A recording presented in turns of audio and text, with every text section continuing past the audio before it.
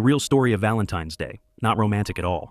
History is full of strange but true stories, but few holidays have been so carefully airbrushed as Valentine's Day. Today it's pink cards, heart emojis, and overpriced chocolate.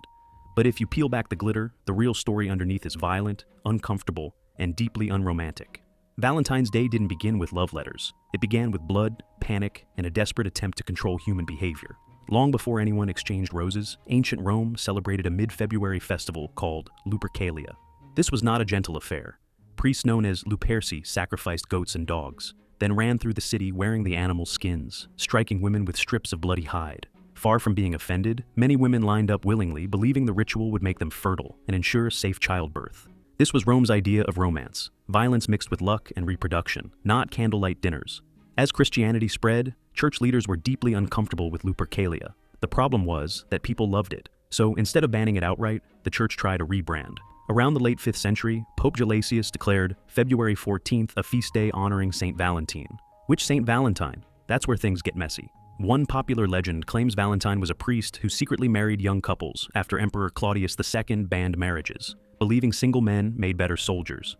When Valentine was discovered, he was imprisoned and executed, supposedly signing a farewell note to the jailer's daughter, "From your Valentine." It's a great story, but there's a problem. No contemporary records support it. Another Valentine was a bishop, also executed, with no romantic backstory at all. Some historians believe the stories were merged, exaggerated, or invented centuries later to give the holiday a more appealing narrative. In reality, Valentine may not have been a romantic hero at all, just another martyr whose name was convenient, memorable, and flexible enough to carry whatever meaning people wanted to attach to it. Centuries later, Valentine's Day took another strange turn. In medieval Europe, people genuinely believed that birds began mating in mid-February. Geoffrey Chaucer wrote about Valentine's Day as a moment when birds chose their partners, and suddenly the date became linked with courtly love. Nobles started exchanging poems and tokens, not because of ancient tradition, but because a poet made it sound romantic. Then came the less charming side of Valentine's traditions.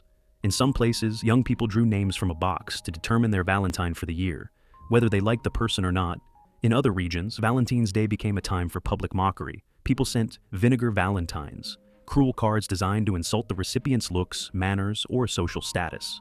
The holiday's final transformation came in the 19th century when industrialization met emotion, and businesses realized something powerful: guilt sells. If you didn't buy a card, you looked careless. If you didn't buy flowers, you looked cheap. Love became something you could prove with money. By the time chocolate companies, jewelers, and advertisers got involved, Valentine's Day was no longer about saints, birds, or rituals. It was about consumption, pressure, and expectations wrapped in red paper.